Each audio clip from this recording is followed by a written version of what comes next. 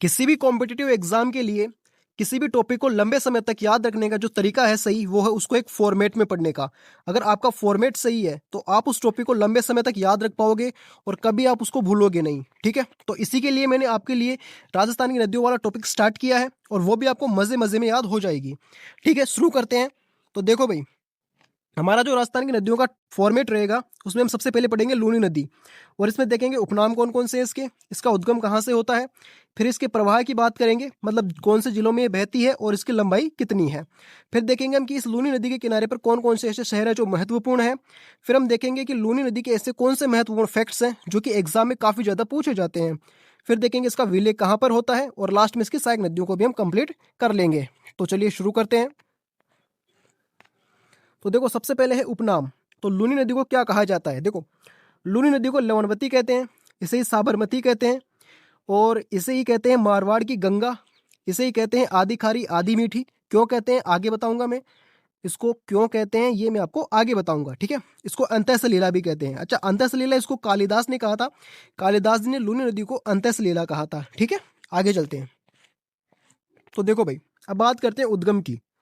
उद्गम की बात करूं तो मैं अरावली श्रृंखला के नाग पहाड़ से इस नदी का उद्गम होता है। तो देखो भाई, ये पहाड़ दिख रहा होगा आपको ऐसा, इस पहाड़ से ये नदी निकल रही है। ठीक है, ये आप ऐसे याद रख लेना ना कि ये क्या है, ये अपने यहाँ पे नाग पहाड़ है, और इस नाग पहाड़ से क्या निकल रही है, लूनी नदी निकल रही है। ठीक है, चलते हैं आगे।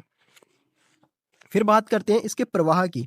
ठीक है, तो प्रवाह में आपको दिख रहा होगा ये नाग पहाड़ है, यहाँ से लूनी नदी निकल रही है अजमेर के अंदर। ठीक है, यहाँ से निकली, फिर नागौर के अंदर आ गई, नागौर से फिर ब्यावर में आ गई, ब्यावर से जोधपुर में, जोधपुर से बालोतरा में, बालोतरा से बाड़मेर में, बाड़मेर से जालोर में, और फिर कहाँ पर चली गई अंत में, कच्छ के रण में। ये इसका लास्ट पॉइंट है। ठीक है, लूनी नदी का क्या है, लास्ट पॉइंट, मतलब लूनी नदी यहाँ पर अपने आप में खत्म हो जाती है।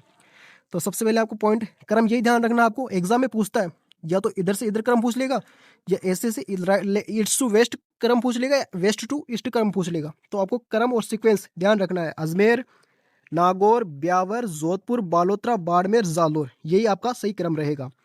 फिर मैं बात करूँ इसकी लंबाई की, तो इसकी कुल लंबाई है 495 किलोमीटर। राजस्थान में इसकी लंबाई की बात करें तो वो इसकी 320 से लेकर 350 किलोमीटर तक आप इसकी लंबाई मान सकते हैं। ठीक है, चलें आगे। तो चलिए जी, फिर मैं बात करूं जो लूनी नदी है, उसी नदी के ऊपर जोधपुर के अंदर ये लूनी नदी आपको दिख रही है, और ये जोधपुर है। तो जोधपुर के अंदर एक बांध बना हुआ है, और उस बांध का नाम है जसवंत सागर बांध। ठीक है, मैं एक बार हटा देता हूँ आपको दिखा नहीं तो इस बांध का नाम क्या है, जसवंत सागर बांध, जो बिलाड़ा के अंदर है जोधपुर में। और इसी जसवंत सागर बांध को आप एक और नाम देते हैं, और उस नाम उसका नाम है पिछियाक बांध। ठीक है, इसी जसवंत सागर बांध को आप पिछियाक बांध भी कहते हैं। चलें आगे, चलो जी। फिर मैं बात करूं कि इसके किनारे कौन कौन से प्रमुख शहर स्थित है, तो दो सबसे महत्वपूर्ण शहर है इसके किनारे, एक है तिलवाड़ा और दूसरा है बालोतरा। तिलवाड़ा की मैं बात करूं तो यहाँ पर मल्लिनाथ जी का मेला भरता है, मल्लिनाथ जी का मेले का आयोजन किया जाता है, और ये राजस्थान का सबसे प्राचीन पशु मेला है। ये भी ध्यान रख लेना कि राजस्थान का सबसे प्राचीन पशु मेला कौन है, यही है मल्लिनाथ पशु मेला। ठीक है, बालोतरा की मैं बात करूं तो जब लूनी नदी बहती है ना, तो वो बालोतरा तक तो उसका पानी मीठा होता है लूनी नदी का, और बालोतरा के बाद उस लूनी नदी का पानी कैसा हो जाता है, खारा हो जाता है। इसीलिए लूनी नदी को कहा जाता है आधी खारी आधी मीठी। ठीक है, इसके अलावा और भी शहर हैं, जैसे नाकोड़ा हो गया, ये बाड़मेर के अंदर है, सॉरी बालोतरा के अंदर है, अब तो पहले बाड़मेर में था। और मैं बात करूं इसके अलावा समदड़ी है।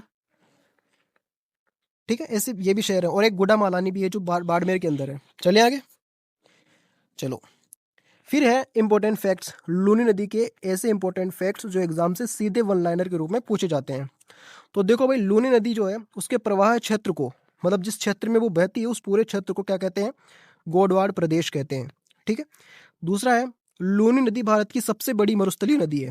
ठीक है भाई, आपको भी पता है, हमें भी पता है कि जो मरुस्थल है वो राजस्थान में ही है सबसे ज़्यादा, और राजस्थान में यही नदी बहती है ज़्यादातर, तो इसलिए इसको क्या कहते हैं हम, राजस्थान की, सॉरी पूरी भारत की सबसे बड़ी मरुस्थलीय नदी इसको कहते हैं। जालोर में लूनी नदी के प्रवाह क्षेत्र को रेल, अच्छा ये इंपॉर्टेंट है ध्यान रखना, जालोर के अंदर लूनी नदी का जो प्रवाह क्षेत्र है उसे रेल, नाड़ा या आप नेहड़ भी कहते हैं। चले आगे, चलो जी। अगला है लूनी नदी की सहायक नदियाँ। तो दोस्तों इस समय मेरे को लगता है टाइम नहीं है मेरे पास, तो हम आगे पढ़ेंगे अगली वीडियो में। ये वीडियो कैसी लगी कमेंट में बता देना।